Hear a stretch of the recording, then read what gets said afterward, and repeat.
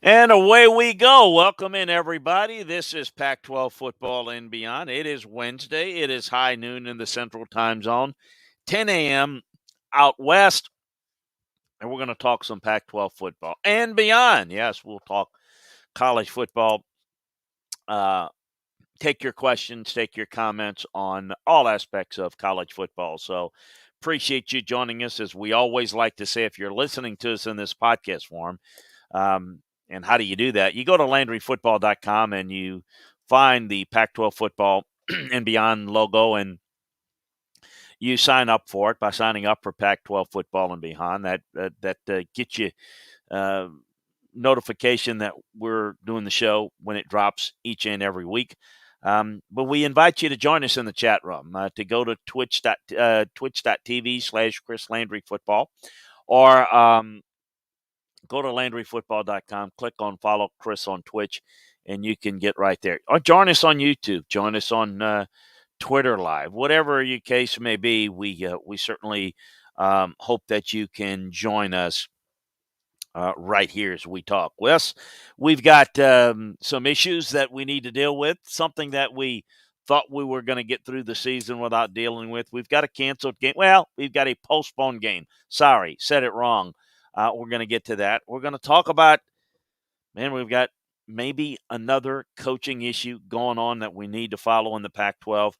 We're going to get into that. We're going to hand out the game balls of the week, power weight ratings of the week, kind of get through everybody a little bit here, kind of recapping the week that was. Take a look at the week coming ahead inside the Pac 12. Want to remind you, detailed film room breakdowns of all the teams, all the games over at LandryFootball.com. You can get all the details all the time, get a look at everything that's going on. We got it for you. All the game previews, all the recaps inside the film room, we've got it covered for you. Well, we mentioned Tuesday afternoon, the matchup between Cal and USC, scheduled for this week, is going to be postponed to a later date. The date is going to be Saturday, December 4th. Cal has dealt with COVID issues in back-to-back weeks, but the problem came to a head on Tuesday when it was announced that the Golden Bears wouldn't have enough players to field a team this weekend. As we know, the rules going into it, like they were last year, but this year was slated a little bit differently. It would be a forfeited game if it was deemed that it was a Cal issue, that they didn't handle things properly. It would be subject to being postponed if it was considered not the fault of either team. So that's how they're deeming it. Put that on your calendar. Cal USC on December 4th. That's the championship weekend. So they'll have a little extra time to prepare for that game. Over at some news of this week's games, USC sophomore Keaton Slovis was held out of Tuesday's practice ahead of the scheduled bye week. He suffered the lower leg injury and last weekend's 31-16 loss. So obviously, he's got a little bit more time to heal up. Over at Stanford, Tanner McGee is considered questionable to doubtful to play Saturday against Oregon State. He was on crutches during the Friday night 52-7 bloodletting against Utah, so it doesn't look like he'll play. Dorian Thompson-Robinson with that hand injury returned to log a full practice on Monday early this week.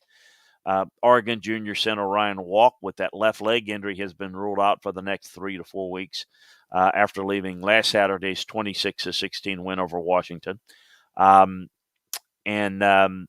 You probably heard, and this is going to lead to where I want to go next.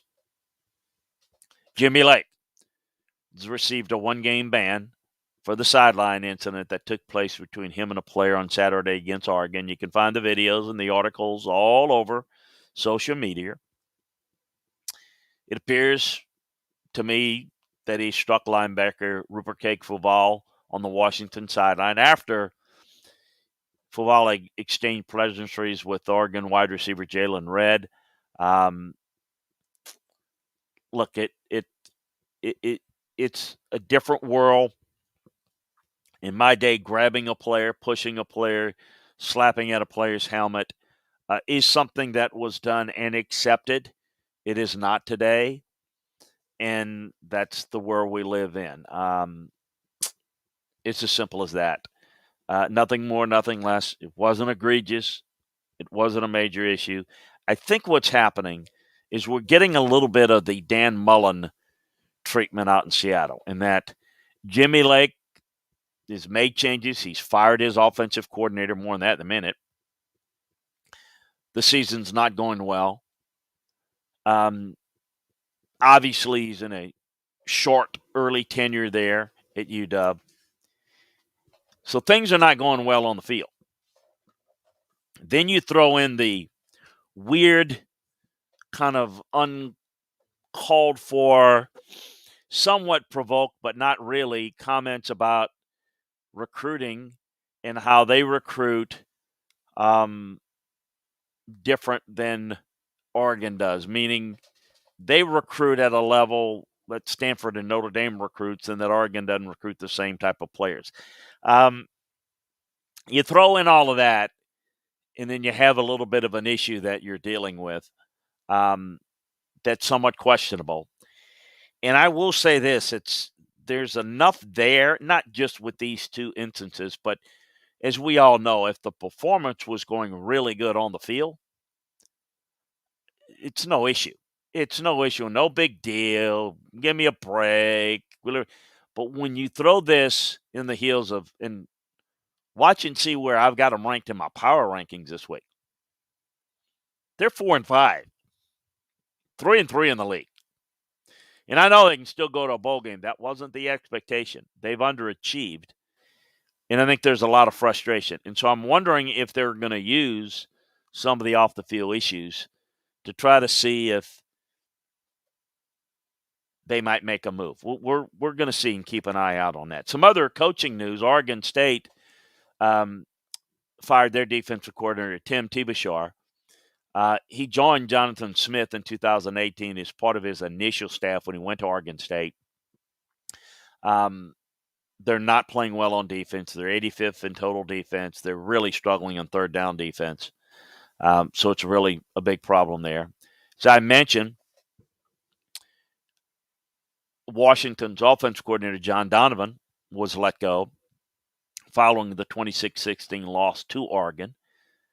They had 166 total yards of offense. It's been an offense that's really played poorly. They're 109th in rushing offense. Junior Adams is going to take over the play calling duties there. Speaking of the coaching situations,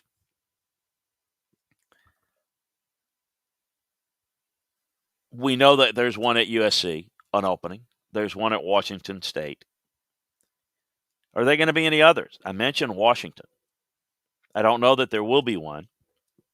And it is a little early, but there's going to be some substantive changes.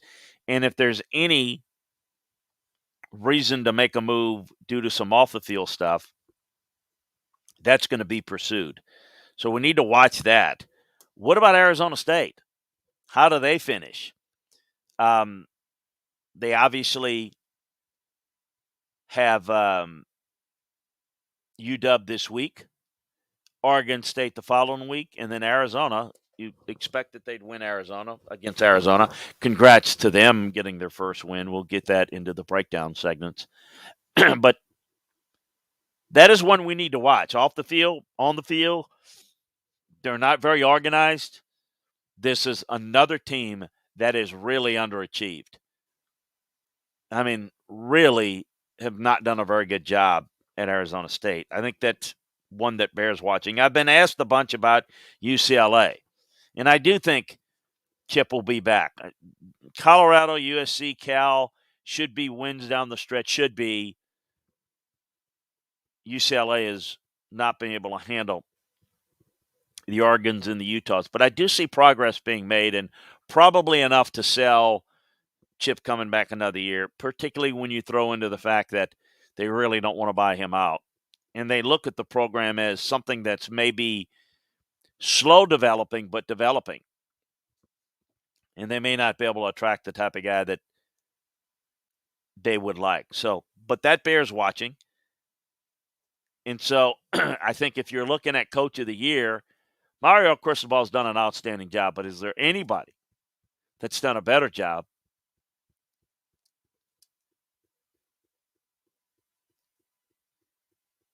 than Kyle Whittingham at Utah? He's been phenomenal. Again, they won at Stanford 52-7. They continue to be the most physical team inside the league. That's nothing new. That's been something that's been a regular occurrence. But they're in really good position to finish things off, win the South, and then I think it's going to be the biggest stumbling block to potentially keeping the Pac-12 out of the playoffs, because we know that Oregon's got a good shot, but they need to win the conference. And I don't know that that's going to happen, because when you look at the South, I think Utah is going to win the South. And I think, let's remind everyone that Oregon has to play Utah on the 20th at Utah. And if they have to beat Utah twice, I don't see Oregon doing it. I think Kyle's done a phenomenal job. I think those are the two best teams inside the league. In fact, they're the only two that I think could line up and play really good teams around the country on a consistent basis. Everyone else is either flawed personnel-wise or flawed from a coaching and a discipline standpoint. Let's get to my power rankings for the week. Oregon, with the win at Washington 26-16. They got Washington State up next. They're a 14-point favorite there. I think this team is, when fully healthy, they've got the full complement defensively on the first and second level to be really good, like playoff good. I think they've done a magnificent job, Joe Moorhead has, with the offense, getting as much out of this running game without C.J. Verdell and getting as much out of Anthony Brown than I thought could be had. I think it's going to be a lot of fun to see Oregon and Utah likely play twice. For Utah, again, they won at Stanford 52-7. They got Arizona this week, and they're big-time favorites. I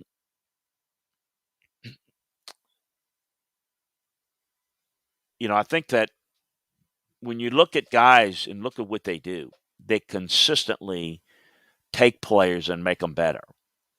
It's the developmental program out west that is the best. In fact, you might make the case that they're as good a developmental program as there is in the country. You throw out the developmental programs, the best ones in the country, and we talked about that this summer in a lot of our preview sections. I mean, you can look inside each league. In the ACC, Wake does a good job. Virginia does a good job. In the Big Ten, they've got a whole bunch of them. Iowa does a good job. Wisconsin does the best.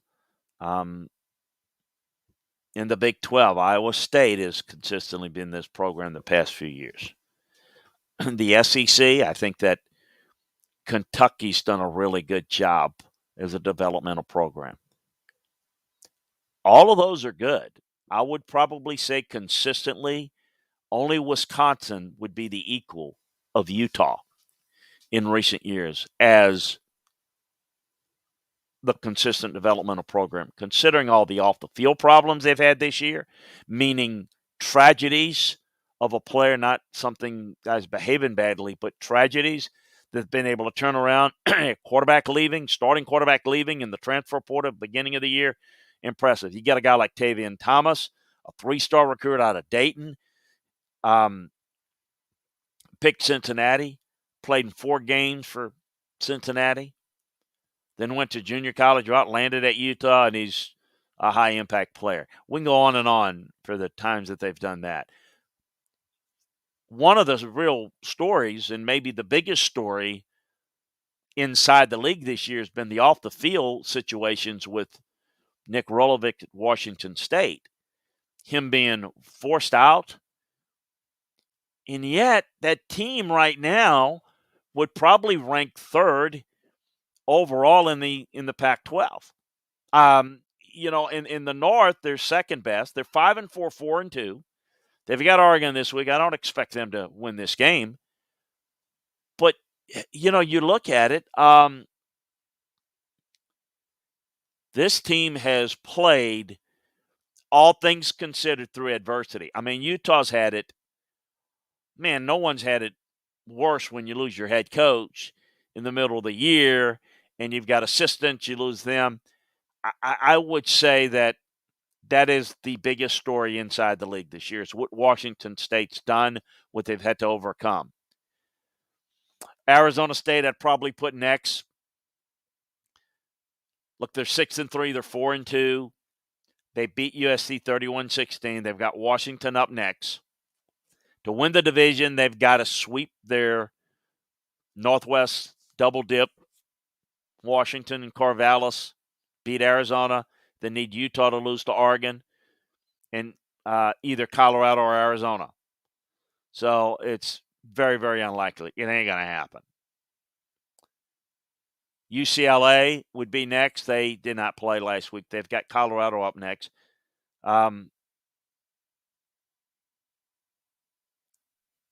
They're frustrated at UCLA. I think Chip's going to be back, as I kind of alluded to. I do think they're 5-4. They're 3-3. You've got Colorado. You got to win that. You got to, let's take that step of getting bowl eligible. Beating USC and Cal, 8-4, 3-3. 5-3 would certainly be a positive and certainly would bring Chip back. And I'm not saying he's got to win out to come back, but I do think he needs to win out to maybe show that things are going in the right direction. And it may be necessary that he wins out to prevent him from having to gut some of his staff. I do think that Jerry Arizaro, who is somebody that Chip believes in, is going to have to be looked at. The defensive side of the ball, how they're developing, how they're playing, there is going to have to be closely looked at. And I think the rest of the season will probably determine not Chip's fate, but the fate on his staff and what he might be willing to do and what they might be willing to kind of prod him to do. Oregon State, I would put next. Yeah, I'd put Oregon State ahead of USC and Washington at this point. They're 5-4, 3-3.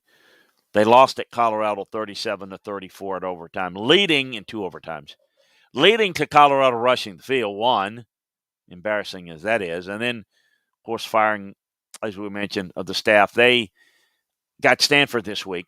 They're a 10-point favorite. They need one victory for bowl eligibility, heavily favored at home, and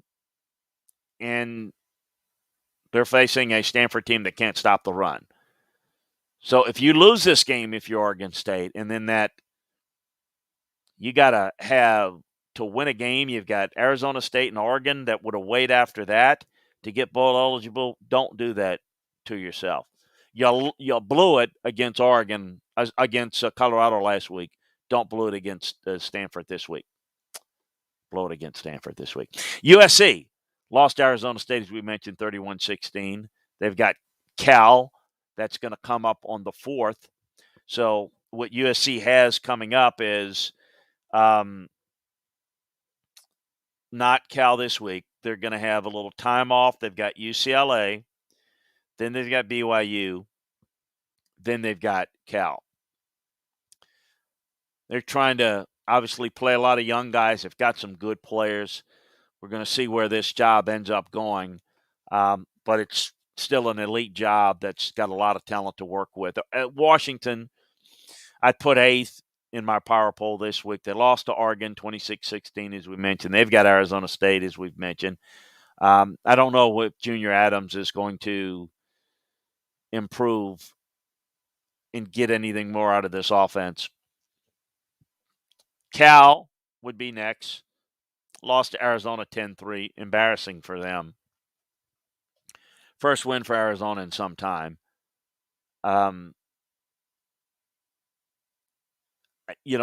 Was to me more about the program, the situation. I think Justin Wilcox is a really good coach. I think the Cal situation is a mess. I think the administration is kind of embarrassing. I think Justin is very capable of moving on with what he's done and improving things. I wonder if Washington might make some overtures to him. Might be interesting to see. I've heard that. Don't know how strong that might be. Colorado would go next. They beat Oregon State, as I mentioned. Stanford, as we mentioned, got blown out by Utah. Got Oregon State next. Now I wonder what's going to happen there in terms of staff. This is not something that David Shaw has done traditionally, typically. I'm curious to see how he might respond to this season. It's 3-6, 2-5. I don't like the chances of finishing strong. Oregon State, Cal, Notre Dame. Maybe one win there. Maybe Cal. And then Arizona's still the worst looking team inside the league. And if it wouldn't been for the chaos of not enough players and couldn't practice and everything, they probably don't beat Cal. Around the week this week, game balls handed out. I do want to give one to Rashad White, the running back of Arizona State, Kansas City kid that a tremendous performance over USC. He had 202 yards, really deserves a big-time game ball. It's the best performance they've had for a running back since Eno Benjamin in 2018. That was another great 200-plus performance. I've given this guy a game ball, I think, most every week. I'm not doing it just to be repetitive. I give it on an individual weekly basis. But the Chula Vista, California native junior linebacker from Utah, Devin Lloyd, does it again. Unbelievable. He's had, I think, 3 or 4. Had the pick six. Really played well. Tackles for losses. He's anchors the front very well. I think he's one of the best linebackers in the country. Also want to give out some game balls to Kion Bars of Arizona in a good performance. Carson Wells, the outside linebacker of Colorado. Daniel Scott, the safety at Cal. Kyle Soley, the linebacker of Arizona State. And Noah Sewell, one of the best linebackers in the country. In Lloyd and Sewell, those are two linebackers that can line up anywhere, anytime, any place. And I put those linebackers up against anybody's in the country. Anybody, anywhere. Those guys are balls out all the time. Great players. Not good, but great players. Offensive line, I'm going to go with Braden Daniels, the sophomore right guard from Utah, Carrollton, Texas native, is outstanding. We mentioned Tavion Thomas. He was one of the big reasons that they were able to have success, to create holes for Thomas was outstanding. I thought Donovan West, the center from Arizona State, played well. I thought Kerry Cucci, the guard from Colorado. Ryan Walk, the center left guard of Oregon, doesn't look like he's going to play the rest of the year, though, with an injury. Josh McCauley, the center, played some left tackle, too, at Arizona. Defensive line, Keon Bars, the sophomore defensive lineman from Arizona, from Moretta, California. Really good player there. I thought Miki Tufa, the defensive end of Utah. DJ Davidson, the nose tackle from Arizona State. Popo Umawave, the defensive tackle of Oregon, was very good as well. The freshman Jeffrey Bassa, the linebacker safety hybrid at Oregon from out of Utah, Salt Lake City, had a really, really good game. I thought Will Plummer did some good things for Arizona. Nate Richena, the inside backer from Cal. Xavier Alford, I thought, did a really good job. The safety from USC, Cole Bechter, the place kicker from Colorado, and Cole Bishop, the safety from Utah, were all really good young players that stepped up. So kind of recapping what happened in the Utah game, I think Utah in grading them on tape, is playing the best ball of anybody in the Pac-12. Now, that's going to be determined how they finish the year, no doubt. They've got Arizona, which they'll win. They'll beat Colorado at the end of the year. They'll win the South. I think it's all about November 20th against Oregon. Can they win that? They can. They're at home, but will they? I know Stanford was banged up, but clearly they dominated this game. Thomas again, 20 carries. They control this game at the line of scrimmage. It's going to be a lot of fun to see where this plays out. Arizona, as we mentioned, at the 20-game losing streak, slug past a depleted Cal team. This was almost criminal. I want to give credit to Arizona, and that's great, but this was a game with the COVID outbreak with 7 starters and 24 players and coaches missed the game. Folks, that's the story. I want to give Arizona all the credit, but it was about California not being able to field a team. And again, forfeit the game or postpone the game, one of the two. Congrats, Arizona. I really feel for Justin Wilcox, and I think if he has another landing spot, I think it would make a lot of sense for him to move on. The surprise of the week was the Colorado win over Oregon State. They put up 29 points against Oregon, but that game was a little bit of a jolt and maybe got Colorado headed in the right direction. They was productive throughout this game. They had a 43-yard pass from Brendan Lewis to Daniel Arias. I thought Oregon State bounced back. They had an impressive 31-yard touchdown drive with Trey Lowe. I thought they were going to come back. They had a couple of big pass plays, 51-yard field goal attempt. I thought they were on the verge of putting the game out of reach. They didn't. They had all 3 timeouts. The defense did exactly what it's supposed to do. The Beavers forced a punt, taking just 27 seconds off the clock, leaving just 5 seconds, and Anthony Gould returned the punt to the USU 49. Then Nolan threw the pass to Gould on the sideline with 1 tick left. He nailed a 60-yard field goal.